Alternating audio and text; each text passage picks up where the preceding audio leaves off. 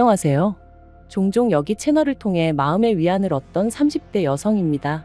하지만 여지껏 제가 남의 이야기를 들으며 울고 웃을 줄이나 알았지, 제 이야기를 하게 될 줄은 몰랐는데, 답답한 마음을 속 시원히 털어놓고 위로를 받으려니 여기만한 곳이 없네요. 비록 제 얼굴이나 이름은 밝힐 수 없지만 그래도 아끼는 동생이 겪은 일이다 생각하고 들어주시면 감사하겠습니다. 좋은 이야기도 아니고 친정부모님도 저만큼이나 이번 일로 마음을 많이 다치셨다 보니 더 이상 두 분 앞에서 약한 모습은 보이고 싶지 않아요. 남편하고는 대학 시절부터 알고 지내던 사이였어요. 하지만 급속도로 관계가 진전된 건 제 나이 29 겨울이었습니다. 모처럼 야근 없이 칼퇴를 하던 날이었기에 빨리 집에 가서 쉬고 싶은 마음뿐이었는데 대학 동기에게 연락이 오대요. 자기가 너무 우울해서 그렇다며 와서 위로 좀 해달라고요. 좋은 일이면 차라리 피곤하다 솔직히 말하고 집에 갔을지도 모르겠는데, 풀죽은 동기의 목소리를 들으니 차마 피곤하다 소리는 못하겠고, 그래서 어쩔 수 없이 동기를 만나러 갔어요. 그런데 가니까 저만 온 게 아니라 다른 동기들도 둘이나 더 와 있더라고요. 게다가 우울하단 말도 거짓말이었습니다. 월요일 저녁이라 술 먹자고 불러내면 아무도 안 나올 것 같아서 그랬다는데 어찌나 짜증이 나던지. 하지만 어쨌든 자리가 만들어졌고 걔 중에는 남편도 있었는데 남편하고는 꽤나 오랜만이었거든요. 그래서 기왕 이렇게 된 거 인사나 하고 들어가자 했던 건데, 그날의 만남을 계기로 남편하고 하루가 멀다 하고 연락을 주고받는 사이가 될 줄은 몰랐죠. 그리고 그렇게 연락을 주고받은 지 1년쯤 되던 때 남편에게 제대로 한번 만나보지 않겠냐는 고백을 받았습니다. 좋은 친구라고 생각했기에 그런 고백이 달갑지만은 않았던 게 사실이에요. 헤어지게 되면 친구 하나를 잃게 되는 거나 마찬가지잖아요. 뿐만 아니라 동기들 입에 오르내리게 되는 것도 싫었고, 그래서 처음엔 거절했어요. 지금 이 정도 관계가 딱 좋은 것 같으니까 앞으로도 좋은 친구로 남아달라면서요. 하지만 이후로도 남편은 농담인 듯 진담인 듯 자기 여자친구가 되어달라며 저를 졸랐고, 그렇게 반년 넘게 이어진 남편의 애정 공세에 결국 저는 마음의 문을 열었습니다. 얼마나 내가 좋으면 저럴까?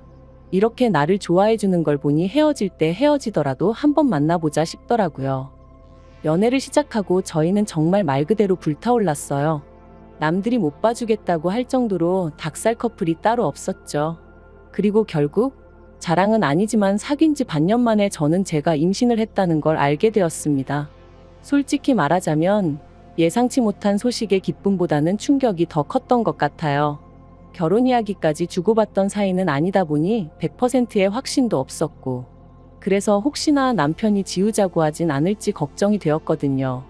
정말 별의별 상상을 다 하게 되더라니까요. 하지만 언제까지 감출 수 있는 것도 아니었기에 결국 일주일간의 고민 끝에 저는 남편에게 제 임신 사실을 알렸습니다. 그런데 남편이 보인 반응은 제 생각과는 많이 달랐어요. 바로 결혼하자 했거든요. 자기는 처음부터 저랑 결혼하고 싶었다면서 자기가 다 책임지겠다고요. 그제서야 비로소 마음이 놓이면서 어찌나 눈물이 나던지 주변 사람들도 의식하지 못한 채 한참을 울었답니다. 하지만 진짜 고비는 그 다음부터였어요. 딸 가진 부모가 죄인이라는 말이 이런 건가 싶을 정도로 저희 친정 부모님께서 저자세로 나가기 시작하셨거든요. 사실 남편이나 저나 객관적인 조건만 따지고 보면 크게 차이가 날 게 없었는데, 그럼에도 불구하고 시부모님께선 당신들이 원하던 며느리감이 아니라는 둥, 제가 당신들 아들을 채갔다며 날강도가 따로 없다는 둥 막말을 해대셨는데, 그런 시부모님 앞에서 친정부모님께선 제대로 반박 한마디 안 하셨거든요. 그래서 제가 왜 그런 이야기를 듣고도 가만히 계셨냐니까 다 저를 위해 그러셨다는 거예요. 시댁 쪽에서 갑자기 결혼 못 시킨다 하면 말 그대로 제가 신세 망칠까봐 그러셨다나요? 그리곤 덧붙이시길, 아무리 세상 사람들이 요새 파혼이고 이혼이고 흠이 아니라지만 요즘엔 혼수로 혼전 임신해 간다지만 그래도 어른들 생각엔 그런 게 아니다 하시더라고요. 그리고 그렇게 말씀하시는 친정부모님께 제가 무슨 말을 할 수 있었겠어요? 이날이 때까지 잘 키워주셨는데 하루아침에 제가 다 망쳐놓은 것 같아 죄송한 마음뿐이었지요. 한편 신혼집은 양쪽 부모님께서 반반씩 부담하여 장만해 주시기로 하셨습니다만 양가 다 이런저런 사정으로 돈을 마련하는데 시간이 필요한 상황이었어요. 그래서 일단은 원래 지내던 대로 지내다가 신혼집이 마련되면 그때 살림을 합치기로 했죠. 그리고 며칠 뒤 저는 어디 드라마에서도 못 들어본 말 그대로 거지 같은 소리를 들었습니다. 하루는 어머님께서 저한테만 연락을 해오셔서는 따로 좀 만났으면 좋겠다고 하시더라고요. 그래서 바로 그날 저녁 퇴근하고 어머님을 만났는데 어머님께서는 제가 언니 부부와 같이 지내고 있다는 얘기를 들으셨다며 언제부터 그렇게 살았는지와 같은 것들을 물어보시더라고요.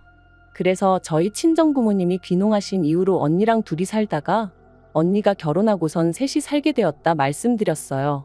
그랬더니 저더러 언니네 부부 사이에 꾸역꾸역 얹혀 사는 이유가 뭐냐는 거예요.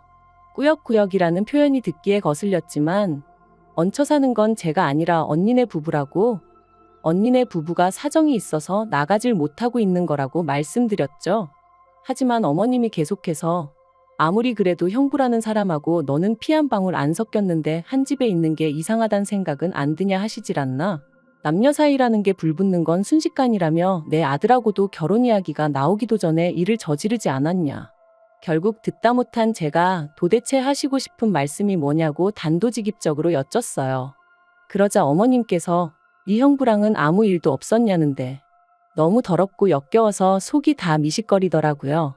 그리고 지금 돌이켜 생각해보면 아줌마 제정신이냐고 하곤 그 얼굴에 물이라도 한 잔 끼얹었어야 하는데 그땐 정말 화가 나는 것도 나는 거지만 뭐랄까 이런 말을 들었다는 자체가 치욕스러워서 손발이 다 부들부들 떨렸거든요.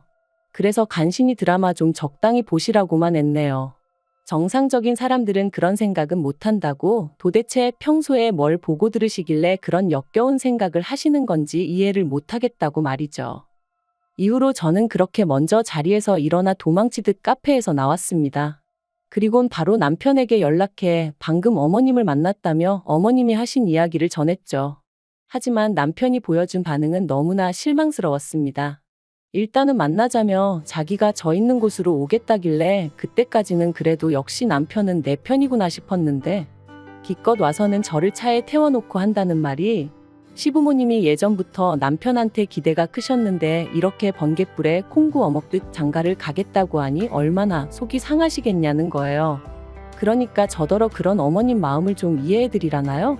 어이가 없어서 당신 입장이나 내 입장이나 시부모님 입장이나 우리 부모님 입장이나 매한가지로 갔다.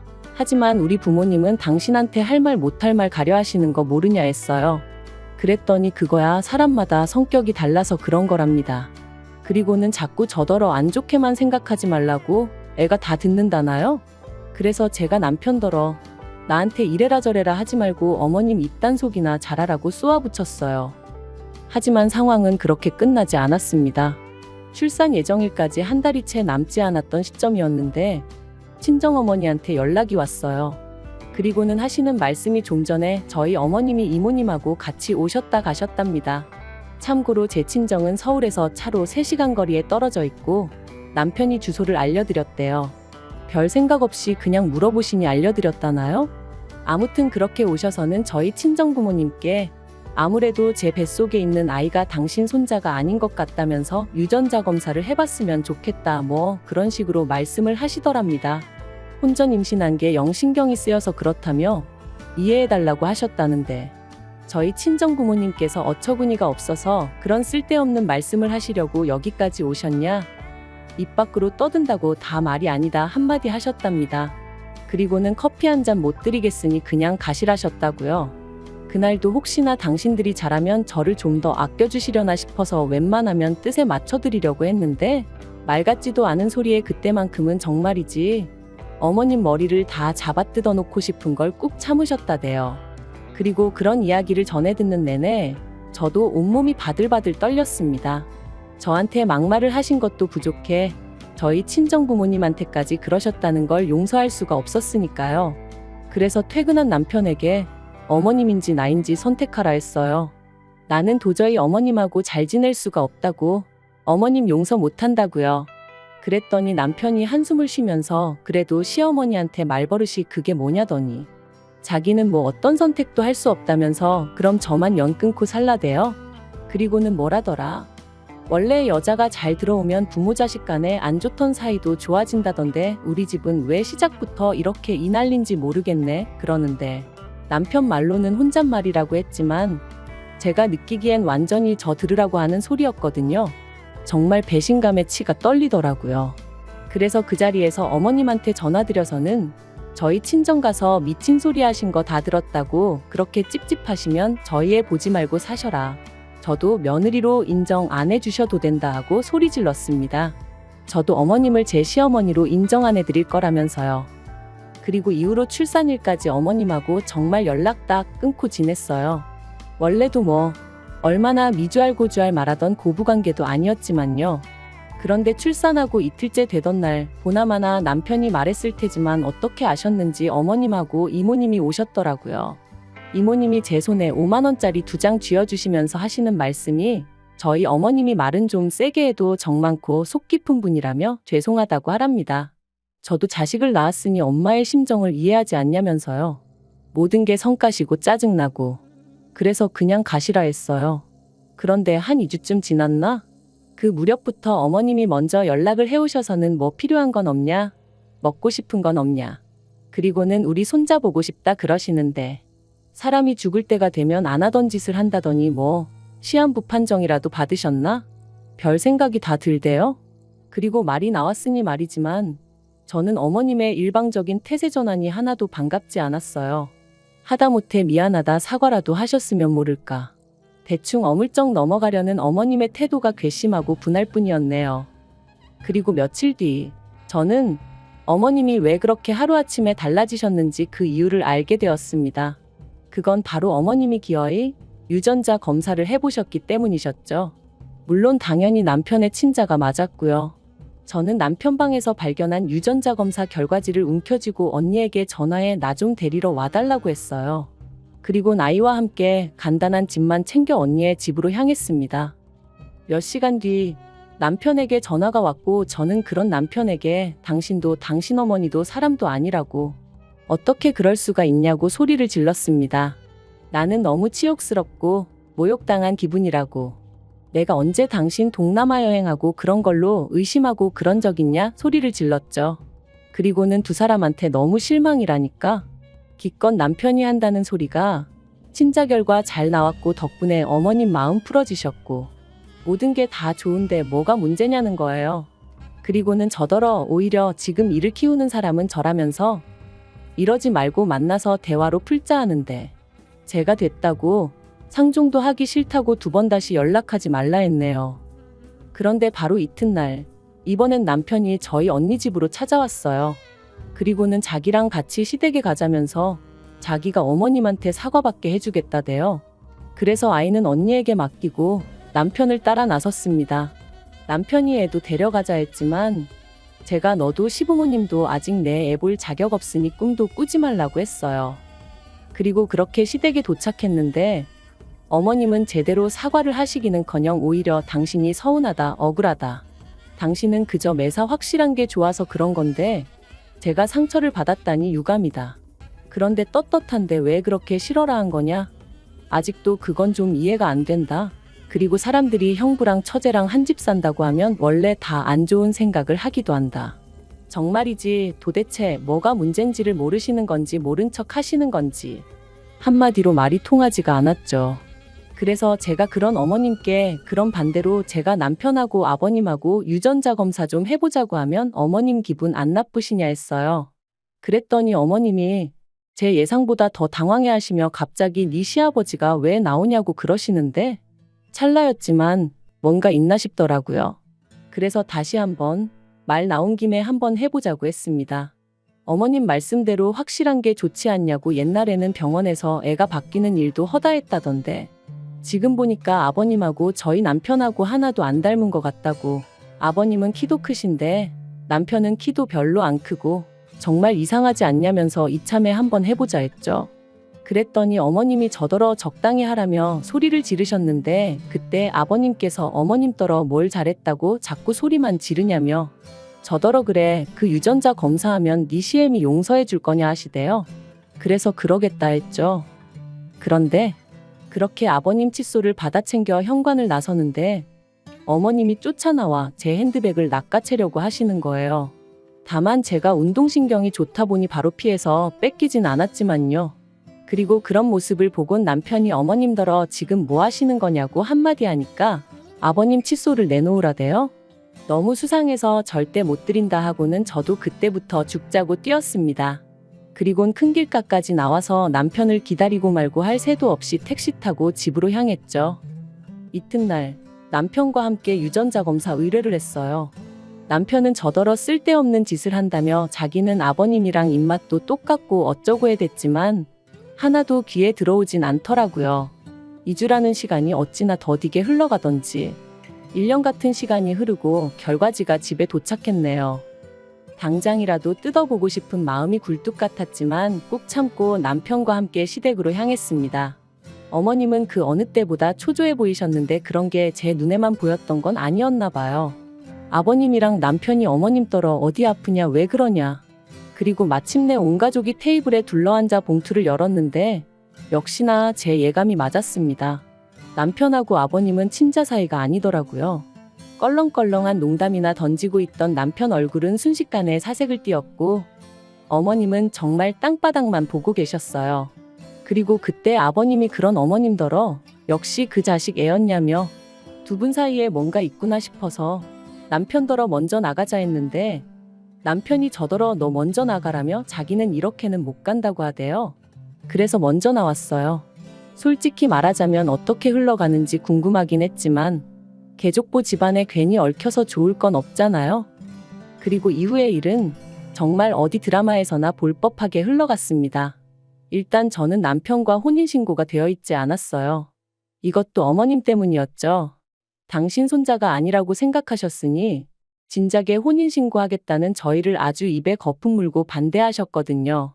그래서 덕분에 아이는 오롯이 저만의 아이였고 그래서 저는 남편과 어머님을 고소했습니다.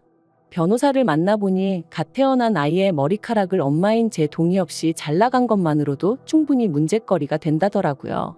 하지만 이게 다가 아니에요. 아버님이 어머님하고 이혼하기로 하셨거든요. 아버님이 어머님더러 몸만 나가라고 그러면 저희 남편은 계속 아들로 여기고 지원해줄 건 해주겠다 하셨다나요?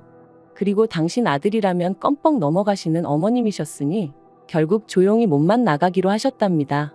이제 소중한 아들과 평생 같이 사셔야 될 텐데 좋으시겠네요. 그리고 저는 남편한테고 어머님한테고 저희 애 죽어도 안 보여줄 겁니다.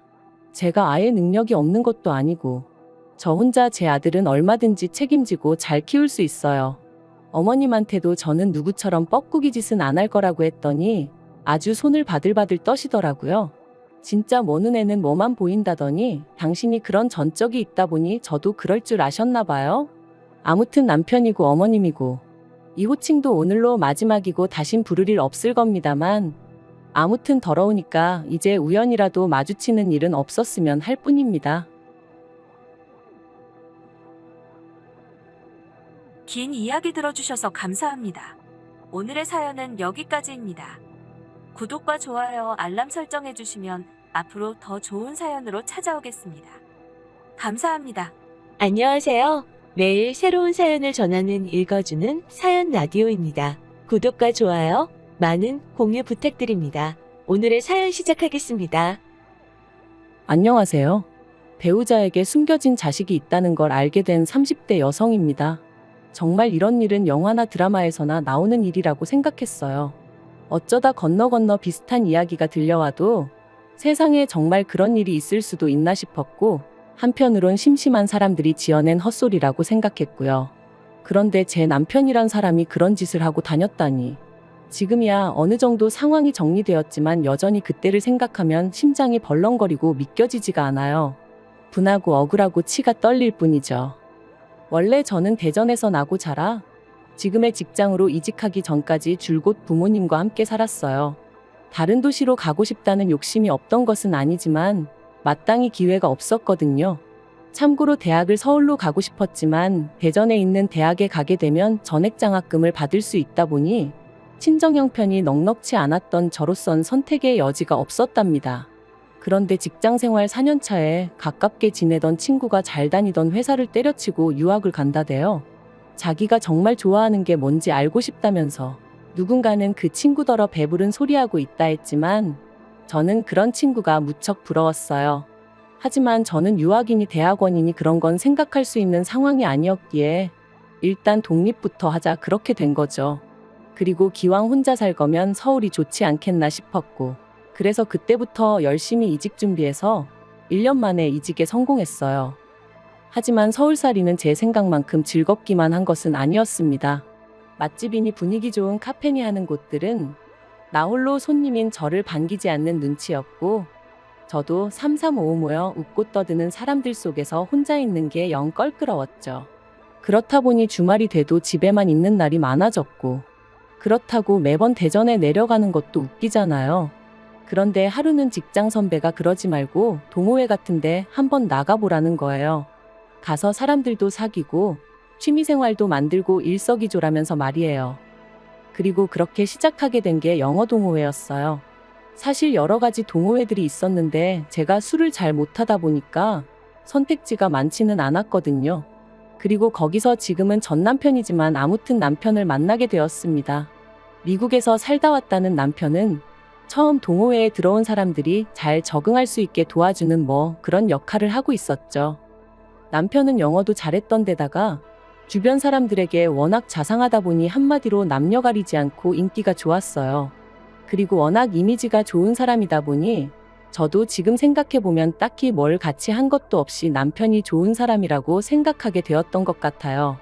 그리고 그런 와중에 남편이 먼저 저에게 관심을 보이기 시작하니 속절없이 빠져들게 되더라고요.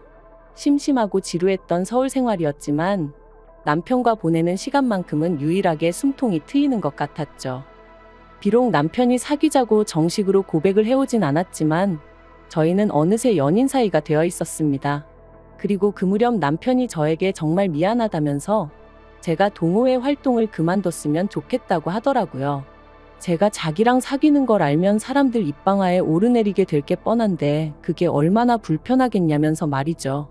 그리고는 제가 뭐라고 이야기할 틈도 없이 남편이 말하길 어차피 동호회에 가입했던 게 영어 공부가 목적이지 않았냐면서 그건 자기가 얼마든지 따로 도와줄 수 있다는 거예요.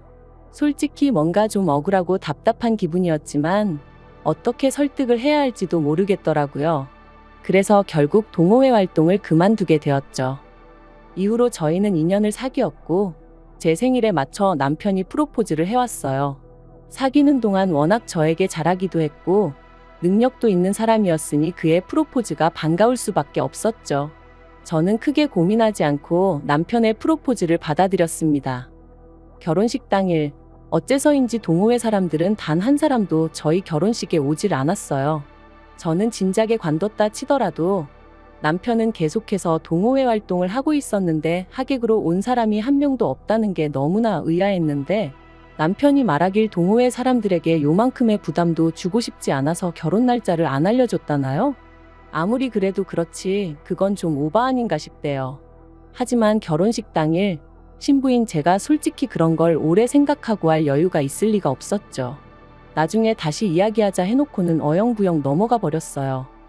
반반 결혼이다 뭐다 말이 많지만 저희는 감사하게도 시부모님이 집을 해주셨어요. 정확히 말하자면 남편이 혼자 살던 아파트였는데 거기가 원래 어머님 명의로 되어 있었거든요.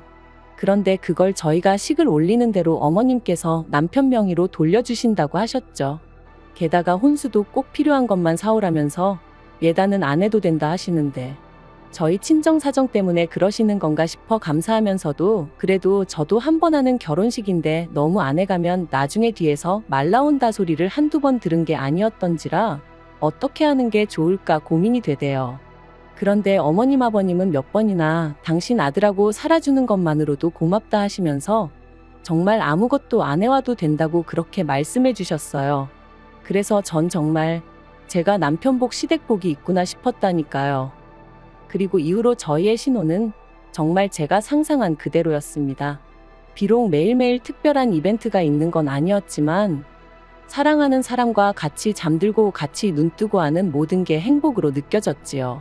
그리고 결혼한 지 8개월째 되던 어느 날 저는 제가 임신을 했다는 걸 알게 되었어요. 계획보다 조금 이른 축복이긴 했지만 정말 말로 표현할 수 없는 기쁨을 느꼈답니다. 그런데 더더욱 행복해질 거라고만 믿었던 제 믿음은 얼마 지나지 않아 산산이 부서졌습니다. 제가 남편 없이 혼자 산부인과에 다녀오던 날이었어요. 원래는 택시를 타고 오갔는데 그날은 어째서인지 하늘도 너무 파랗고 그래서 버스를 타고 싶은 거예요. 그래서 버스에 올라탔는데 누가 절 보더니 아는 체를 했습니다.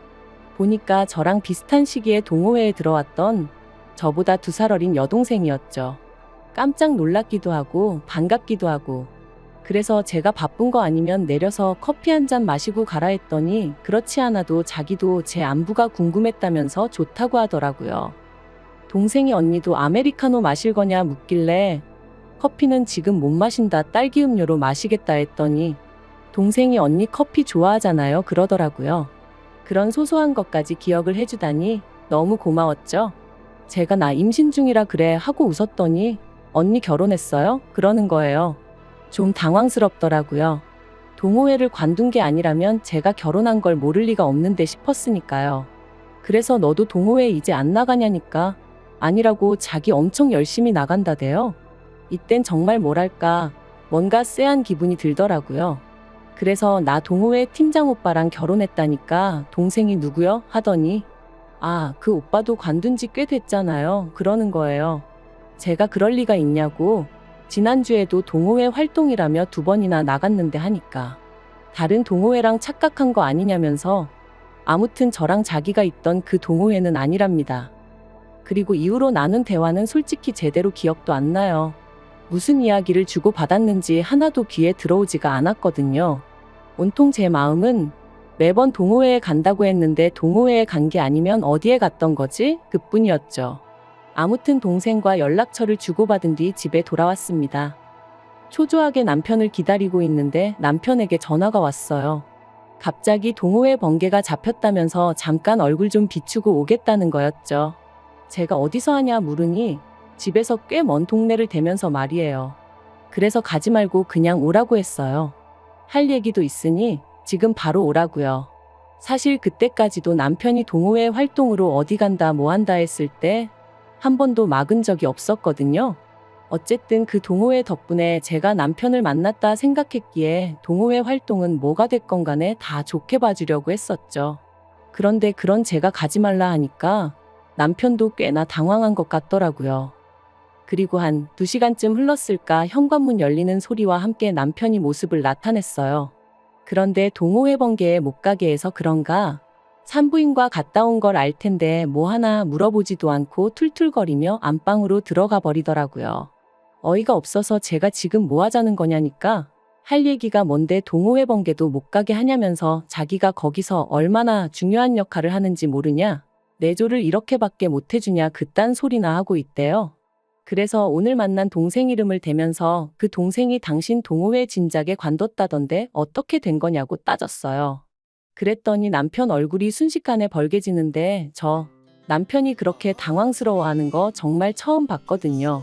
아, 뭐가 있긴 있구나 싶은 게 연애할 때부터 지금까지 동호회 핑계대고 매번 어디 갔던 거냐고 솔직히 말하라고 했죠. 하지만 역시나 남편은 제가 무슨 말을 하는지 모르겠다면서 저더러 어디서 뭘 듣고 와서 생사람을 잡느냐고 소리를 지르대요. 그래서 제가 뱃속에 애가 듣는다고 목소리 낮추라고.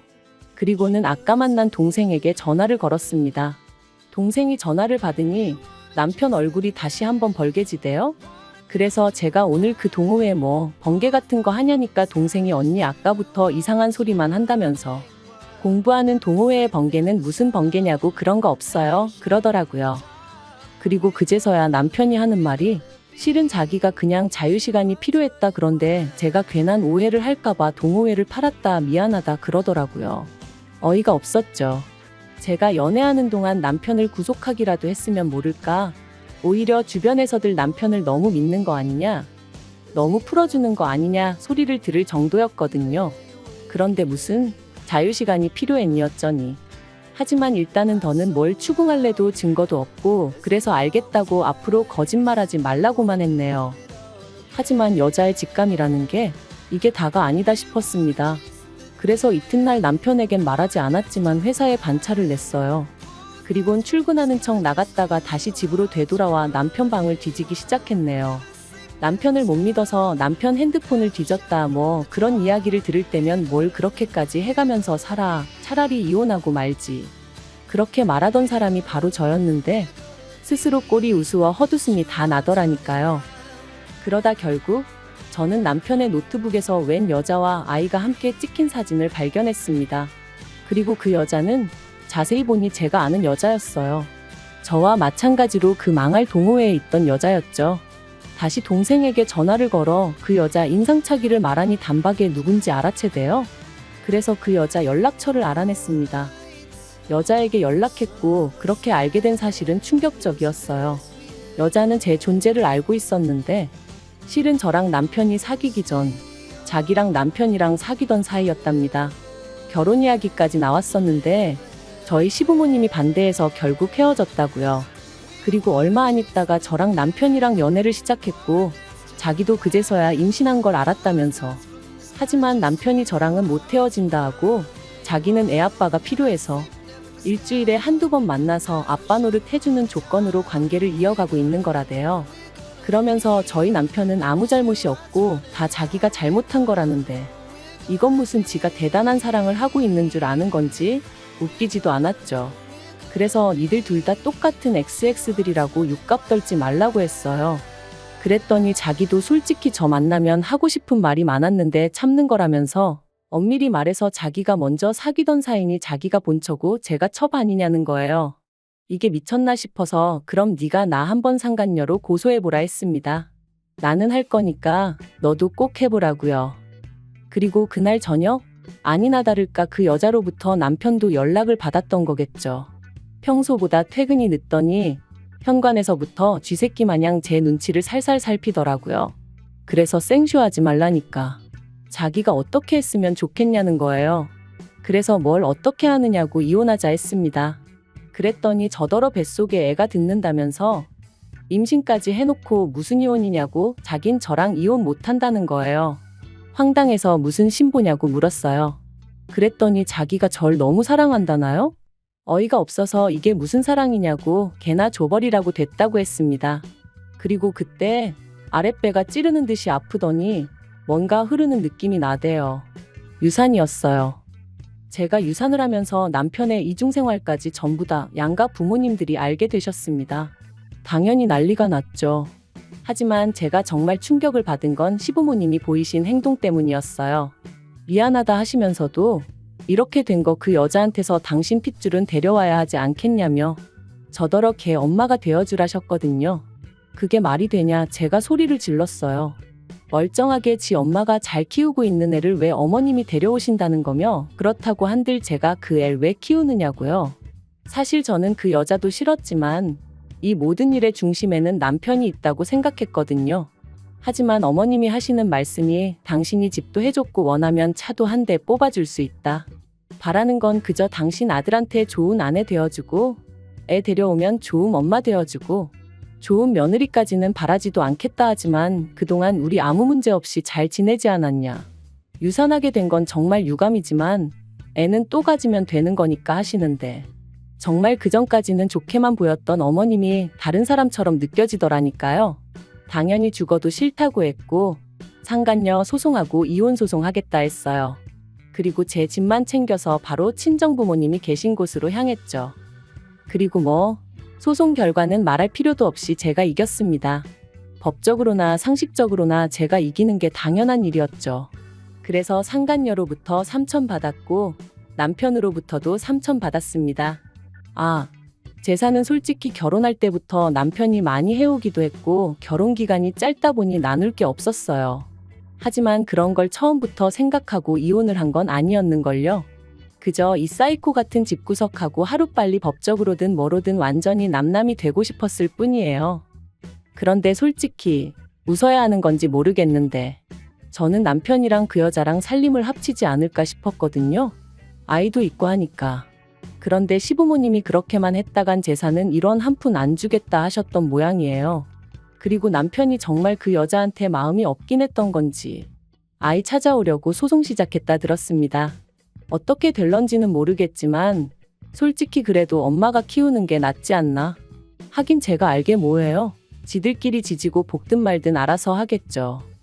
비록 제 손에 6천 좀 넘는 현금이 생기긴 했지만 이혼과 유산이라는 씻을 수 없는 상처를 받았으니 조금도 위로가 되지는 않아요. 하지만 마냥 몰랐다면 몇 년이고 계속해서 바보처럼 살았겠죠. 아이도 낳았다면 아이가 있으니 더더욱 이혼은 생각하기 어려웠을 테고요. 그런 생각을 하면 그래 이렇게라도 끝났으니 다행이다 싶기도 하다니까요. 아무튼 이제 다시 누군가를 사랑할 수 있을지, 그래서 제가 한때 꿈꾸던 그런 가정을 꾸릴 수 있을지 모르겠습니다. 그저 지금은 저 하나 추스리기도 버거워서 말이죠. 시간이 약이라는데 믿고 기다려봐야겠죠. 즐겁지 않은 이야기지만 그래도 시간 내서 들어주셔서 너무 감사하고 그것만으로도 저에겐 정말 큰 위로가 됩니다. 감사해요.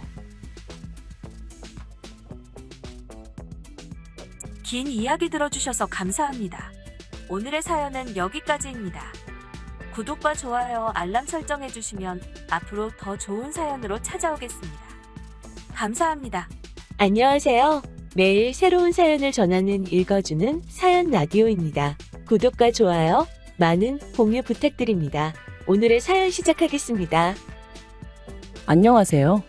금융업에 종사 중인 30대 여성입니다.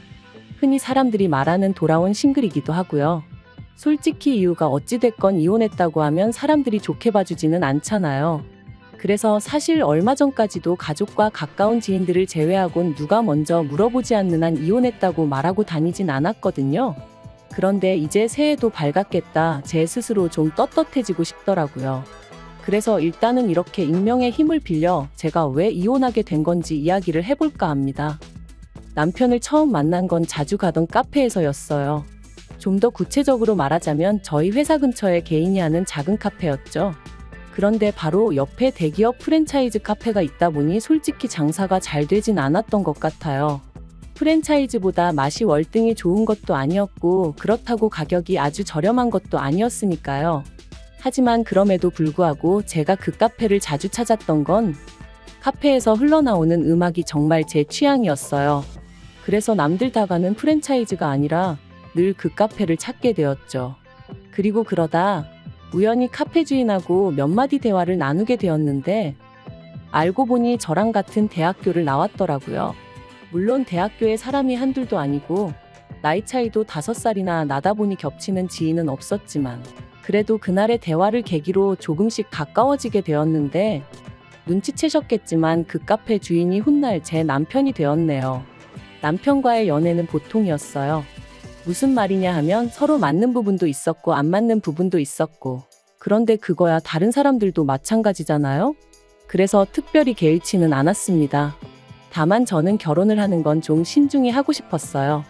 막말로 어차피 할 결혼 굳이 일찍 해야 하나 싶었거든요. 물론 주변에서는 그래도 한 살이라도 어릴 때 결혼해야 건강한 아이를 낳는다며 기왕 할 거 일찍 하라 하기도 했는데 제 나름대로 건강관리는 꾸준히 잘해오고 있었기 때문에 그런 조언들이 크게 와닿지는 않았던 게 사실이에요. 그러나 남편의 경우 저보다 5살이나 많다 보니 연애 초반부터 조금씩 조바심을 내더니 사귄 지 1년 만에 떡하니 프로포즈를 해오더라고요. 그리고 솔직히 어리석게도 저는 이 결혼을 해야 하나 말아야 하나 안 할 거면 뭐라고 말을 해야 하나 하고 고민하고 우왕좌왕하다가 얼떨결에 결혼을 약속하고 말았습니다. 그런데 막상 본격적으로 결혼 이야기가 오가기 시작하고 얼마 지나지 않아 생각지도 못한 문제가 저희 발목을 잡았으니 그건 바로 집이었어요. 언젠가 남편이 말하길 자기는 카페 하나 운영하는 것만으로도 신경 쓸 것도 많고 여력이 없어서 돈 관리 대부분을 어머님이 도맡아주고 계신다 했습니다. 그리고 솔직히 나이가 40 가까이 돼가는 남자가 돈 관리를 어머님한테 맡겨두고 있다는 게 영 찜찜했지만 당시엔 결혼 이야기가 오가던 상황은 아니다 보니 그냥 그러냐 하고 말았거든요. 그런데 막상 결혼 이야기가 나오고 제가 얼마나 모아뒀냐 물으니 1억 어쩌고 하면서도 어물쩍거리다가 나중엔 좀 짜증을 내더라고요. 그러면서 어쨌든 집만 해결하면 되는 거 아니냐 하더니 저더러 어머님 소유의 빌라에서 신혼살림을 시작하자고 하는 거예요. 제가 비록 결혼에 대한 환상을 가진 여자는 아니었지만 그래도 뭐랄까 시작부터 제 뜻대로 되는 게 없다는 생각에 솔직히 기분이 좋지는 않았습니다. 게다가 어쨌든 어머님 빌라지 저희 명의로 해주시는 것도 아닌데 리모델링은 해야 하지 않겠냐며 그걸 제가 해왔으면 하는 남편이 어찌나 얄밉던지. 그래서 제가 남편더러 어차피 우리 둘 다 잠만 자는데 뭘 큰돈 들여 고치냐고 일단은 좀 참고 살아보자 했네요. 하지만 이 일로 어머님께선 걸핏하면 어디 가서 며느리가 몸만 시집왔다며 당신이나 괜히 받아줬지 다른 집 같았으면 벌써 내쫓았을 거다 뭐 그런 식으로 말씀을 하고 다니시더라고요. 어이없었죠. 리모델링만 안 했지 그래도 남들 해가는 건 그럭저럭 다 해갔는데 그러셨으니까요. 게다가 결혼식을 올리고서야 알게 된 충격적인 사실은 남편이 그간 모아두었던 돈이 신우가 결혼하는데 쓰였다는 거였어요. 어디서부터 어떻게 설명을 해야 하나 싶은데 일단 남편에게는 저와는 동갑인 하나뿐인 여동생, 그러니까 저에게는 하나뿐인 신우가 있습니다. 그리고 제가 남편과 연애하던 당시 신우 또한 연애 중이라는 걸 남편에게 들어서 알고는 있었어요. 하지만 그런 신우가 저희보다 일찍이 결혼을 하게 될 줄은 몰랐는데 혼전 임신으로 급하게 식을 올리더라고요. 스몰 웨딩이니 뭐니 하면서 정말 임신 소식 듣고 결혼까지 2달도 안 걸렸던 것 같아요. 그런데 나중에서야 알고 보니까 심해부 쪽에서 임신이 대수냐며 지워라 어쩌라 하는 걸 저희 시댁에서 아주 바짓가랑이 잡고 늘어지다시피 해서 결혼을 시켰던 거였고, 그 과정에서 심해부 쪽에서 1억을 해오라는 걸 저희 어머님이 해주셨다는데 그 1억이 알고 보니 저희 남편 돈이었더라고요. 정말이지 이 모든 걸 제가 결혼식 하루 전에라도 알았다면 남편하고 결혼하는 일은 없었을 거예요. 하지만 어머님께서는 대신에 집을 해결해줬는데 뭐가 대수냐 하시며 뻔뻔하게 나오셨고, 남편은 남편대로 자기는 정말 몰랐다며 저에게 미안하다 하니 더는 제가 할 수 있는 게 없었습니다.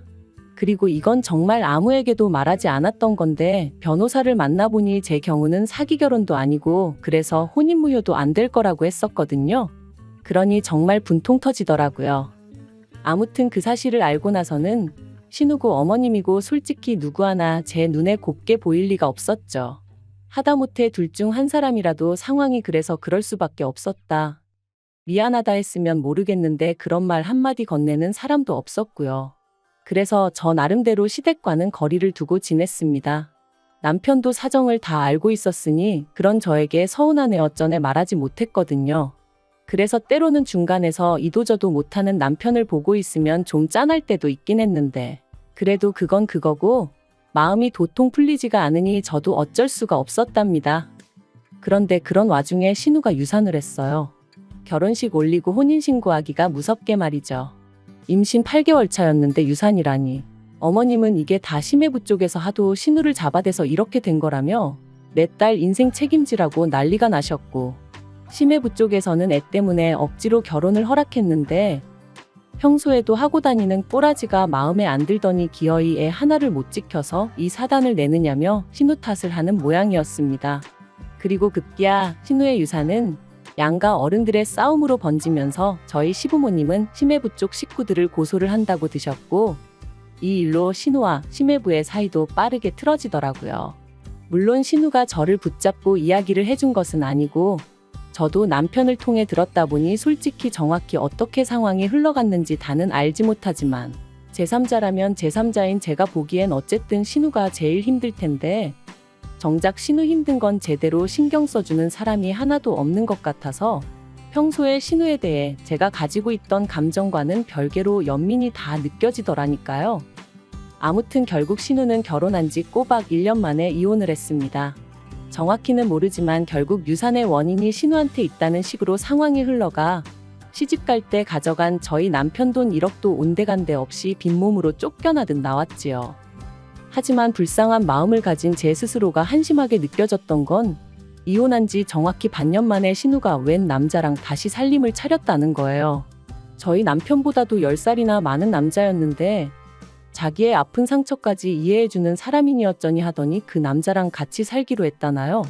아버님은 당신 딸인데도 불구하고 미친 X라며 정신 차리라 욕을 하셨지만 어머님은 그래 너만 행복하면 됐다는 식이셨어요. 남편도 지가 좋다는데 누가 말리겠냐 하면서 알아서 하게 내버려두란 식이었고요. 아무튼 온 집안을 쑥대밭을 만들어 놓고 신우가 그 남자가 사는 아파트로 들어가게 되었는데 알고 보니 저희 친정아버지가 경비원으로 일하시는 아파트였습니다. 신우가 자기 남자친구 아파트가 어떻고 저떻고 하는데 너무나 낯익어 물어본 게 화근이었어요. 옆에 있던 남편이 먼저 거기 장인어른이 계시는데 아니냐며 저에게 물었고, 저는 원래 거짓말을 잘하지도 못하고 감정을 숨기지도 못하는 사람이다 보니 맞다고 순순히 대답해버렸죠. 그리고 사실 친정아버지께서 경비원으로 일하고 계시다는 사실이 저에게는 그다지 부끄럽다거나 숨기고 싶은 일도 아니었고요. 참고로 저희 친정아버지께선 줄곧 대기업에서 회사 생활을 하시다가 당신 한 사람이 관두면 젊은 직원 두 사람이 자리를 보전할 수 있다며 제발로 나오신 분이세요. 몇 년만 더 계셨으면 정년퇴직을 하실 수 있으셨지만 하루가 다르게 젊은 직원들 자리가 줄어드는 걸 보니 마음이 안 좋으셨다면서 말이죠. 그리고 다른 사람들은 이런 친정아버지의 결정을 어떻게 생각할지 몰라도 저는 아버지의 그런 배려가 무척이나 존경스러웠답니다. 한편 이후로 저는 아버지께서 당분간 좀 쉬면서 취미생활도 하고 그러실 줄 알았는데 한 달도 되지 않아 저에게 부담이 되고 싶지는 않다시며 직접 일자리를 찾아 나서셨고 그렇게 경비원으로 근무하게 되셨네요. 사실 처음에 경비원으로 일하게 되셨다 하셨을 때 저나 친정어머니가 얼마나 말렸는지 몰라요. 워낙 미디어에서 갑질당한 경비원들에 대해 자주 다루었다 보니 저희 아버지도 그런 일을 겪진 않을지 걱정이 되었으니까요. 하지만 아버지의 뜻이 어찌나 완강하시던지. 아무튼 신우가 저희 친정아버지가 경비원이라는 이야기를 듣더니 아주 묘한 표정을 지으면서 경비 같은 건 먹고 살기 빠듯한 사람들이나 하는 거 아니냐 묻대요. 마치 너무나 당연한 사실처럼 말이죠. 그리고 솔직히 전 그런 신우의 태도에 빈정이 확 상했지만 그래도 정말 몰라 저러나 싶어서 요새는 꼭 그렇지만도 않다. 오래 배우시고 그러신 분들도 많이 하신다. 우리나라가 노인분들이 일할 자리가 많이 없지 않냐 하고 대답해줬어요. 하지만 신우는 계속 저더러 고민이 많겠다는 둥, 자기가 잘 챙겨드리겠다는 둥 쓸데없는 소리를 해댈 뿐이었지요. 그런데 그렇게 신우가 남자친구랑 동거를 시작했다는 이야기를 듣고 2달 좀 넘었을 때였습니다. 친정어머니께서 전화를 해오셨는데 목소리에 근심 걱정이 가득하시더라고요. 그래서 제가 무슨 일이라도 있으신 거냐고 왜 그러시냐 하니까 며칠 전부터 친정아버지가 일만 마치고 집에 오시면 표정이 좋지 않으시고 방에 가만히 누워만 계신다는 겁니다. 입맛도 없다 하시면서 말이죠. 혹시 입주민들하고 무슨 일이라도 있으셨던 건 아니냐 물으니 그런 것도 아니다 하시면서도 정확한 이유는 말을 안 해주신다나요? 그러면서 어머니가 시간 날 때 아버지 점심시간에 맞춰 가서 밥 한번 같이 먹을 수 있겠냐 물으셨어요. 그래서 당연히 그러겠다 했죠. 그리고 바로 이튿날 회사에는 반차를 내고 아버지가 계신 아파트 단지로 향했습니다. 멀리서 아버지를 발견하고 저는 반가운 마음에 아버지를 부를 뻔했는데 동시에 너무나 충격적인 장면이 눈에 들어왔어요. 친정아버지를 앞에 세워두고 어떤 젊은 여자가 고래고래 소리를 지르고 있었거든요. 아무리 아버지의 일터라지만 순간 상황 판단을 하고 말고 할 새도 없이 제 몸이 먼저 반응했습니다. 누구신데 한참 어른한테 소리를 지르냐며 여자 얼굴을 딱 봤는데 신우였어요. 어이가 없어서 아가씨 지금 무슨 짓이냐니까 신우도 좀 당황한 듯 하더니 이내 이건 입주민과 경비원 간의 이야기니 저는 좀 빠져달라대요. 그래서 제가 도대체 왜 그러냐 이유나 들어보자 했습니다. 그랬더니 저희 아버지께서 하시는 말씀이 네 신우라는 사람이 자기 장보고 오는 내내 주차장 자리를 막고 있으라더라 그러시는 거예요. 순간 제 귀를 의심했어요. 자리를 막고 있으라니 그게 무슨 뜻이냐니까 허수아비 마냥 차 한 대 들어갈 자리에 가만히 서 있으라고 하더라나요. 그래서 제가 신우더러 아파트에서 그런 게 어딨냐 하고는 그리고 상식적으로 우리 아버지가 아가씨 하인이냐고 왜 그딴 일을 시키냐 따졌습니다. 그랬더니 신우가 하는 말이 자기가 낸 관리비로 저희 아버지가 월급 받아가는 거 모르냐면서 그럼 월급 주는 주민을 위해서 그 정도 일은 당연히 할 수 있는 거 아니냐대요. 신우가 개념이 없는 건 알고 있었지만 어떻게 저런 말을 아무렇지도 않게 할 수 있는지 기도 안 차더라고요. 그래서 제가 신우더러 살다 별 거지 같은 소리를 다 듣겠다고 아파트 사는 게 뭐 얼마나 대단한 일이라고 그런 특권의식을 가질 수가 있냐 했습니다. 그리고는 멋대로 떠들어대는 신우를 뒤로하곤 바로 친정아버지를 모시고 관리실로 향했어요. 아버지께 소가리는 그만하시고 그간 당하셨던 일 전부 다 이야기하시라면서 말이죠. 관리소장을 비롯한 관리실 직원들이 얼굴을 들지 못했습니다. 제가 이 아파트의 입주민이 어떻게 갑질을 하는지 언론사마다 제보를 하겠다고 했을 땐 정말 죄송하다며 그렇게 한번 다뤄지면 집값에도 영향이 많이 간다고 저에게 한 번만 기회를 달라 뭐 그런 식으로 얘기를 하기도 했지요. 그리고 저희 친정아버지도 저더러 너무 일을 키우지 말라면서 여기 사는 대부분의 입주민들은 다들 정말 좋은 분들이 맞다고, 다만 저희 신우 그 미꾸라지 한 마리가 이 사태를 만든 거란 식으로 말씀하시더라고요. 그런데 그때 관리소장이 서류를 뒤적이며 하는 말이 좀 이상하답니다. 신우가 사는 그 호수는 지금 비어 있어야 정상이라는 거예요. 원래 부부랑 학생인 자녀까지 셋이 사는 집이었는데 그 집 아빠가 회사 일로 해외에 나가게 되면서 가족들도 같이 나갔고 1년 후에나 돌아오기로 되어 있다나요. 그래서 제가 그럴 리가 없다. 신우 남자친구가 집주인이라 했다 했습니다. 그러자 관리소장이 누구랑 통화를 하더니 자기 말이 맞다면서 한번 확인해 보라고 그러는 거예요. 그리고 알게 된 충격적인 사실은 신우 남자친구가 자기 집이라고 했던 그 집은 실은 남자친구의 지인의 집이었어요. 해외로 나가게 된 집주인이 가끔 들여다 봐달라고 한 걸 아예 눌러앉아서 살다시피 하면서 자기 집이냥 신우까지 불러들였던 거죠. 그리고 신우는 그런 사실도 모르고 자기 남자친구가 아파트가 있네어쩌네 하면서 김칫국을 마신 거고요. 게다가 그뿐만이 아니었습니다. 신우 남자친구가 알고 보니 유부남이었거든요. 그래서 평일이고 주말이고 외박이 잦았는데 그것도 신우는 자기 남자친구가 얼마나 능력이 있어서 출장이 잦은 줄 알았다나요? 나이를 도대체 어디로 먹었길래 그렇게 말하는 대로 고지곳대로 믿은 건지, 정말 남자의 눈이 멀면 이럴 수도 있는 건가 싶을 지경이었죠. 한편 이후로 아파트에서 원래 집주인 쪽에 연락해 상황을 설명했고 그 집주인이 신우 남자친구에게 뭐라고 했는지는 몰라도 경찰까지 와서는 결국 그 남자친구라는 사람을 끌어냈다 들었습니다. 그리고 이런 시끄러운 상황을 신우 남자친구의 와이프도 알게 되면서 신우를 상간녀로 고소를 한 해 만에 또다시 집안이 쑥대밭이 되었죠. 그리고 저도 저대로 신우가 버젓이 사돈어른인 걸 알면서도 저희 친정아버지에게 그따위로 행동했다는 걸 그냥 넘어갈 수는 없었기에 시부모님께 일단 말씀을 드렸습니다. 솔직히 이때만 하더라도 시부모님이라도 저희 아버지한테 정식으로 사과하셨다면 그 정도로 마무리 지을 생각이었고요. 하지만 결론부터 말하자면 그 부모의 그 딸이라는 말이 딱이었어요. 어머님께서는 신우가 말투가 원래 좀 톡톡 쏘는 말투라 그런 거지 절대로 저희 아버지를 무시한 건 아니었을 거라며 마치 저희 아버지가 자격지심으로 오해를 했단 식으로 말씀하셨으니까요. 뿐만 아니라 저희 아버지가 좀 참아줬으면 자기 딸이 지금 이런 일을 겪을 리가 있냐며 오히려 당신이 저희를 원망하고 싶다 하시는데 얼마나 황당하고 상종 못한다는 표현을 이럴 때 쓰는 건가 싶더라니까요. 게다가 남편마저 팔은 안으로 굽는다고 그런 어머님 편을 들며 저더러 야속하다 말했기에 제가 더는 못 살겠다 이쯤에서 헤어지자 했습니다. 하지만 이혼까지 이르는 과정이 쉽지만은 않았던 게 사실이에요. 서로 사랑과 미련이 남아서라기보다는 남편이 자기가 왜 이혼을 당해야 하는지 납득하지 못하겠다며 버텨가지고요. 그래서 결국 협의이혼 안 해주면 내가 당신한테 어떻게든 위자료를 받아낼 건데 신우가 저런 상황인데 당신까지 그렇게 되면 시부모님이 괜찮으시겠냐? 제 나름대로 초강수를 둔 거죠. 그랬더니 남편도 이리저리 따져봐도 자기가 뭐 할 수 있는 일이 없겠다 싶었는지 결국 알겠다 하대요. 한편 이후로 제가 건너 전해들은 소식은 상간녀 소송을 당한 신우 위자료를 물어주느라 남편이 카페를 정리했다는 이야기였어요.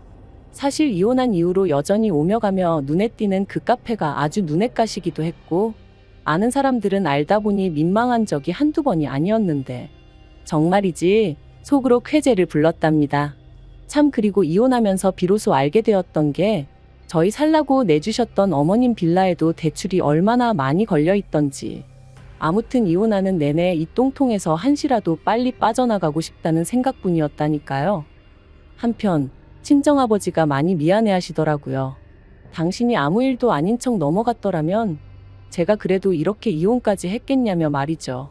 하지만 저는 그런 아버지께 절대 그런 생각 마시라고 모든 게 다시 제자리를 찾았을 뿐이라 말씀드렸어요. 남의 것을 탐낸 사람은 벌을 받는 게 맞고 믿음을 배신한 사람도 벌을 받는 게 당연한 거잖아요.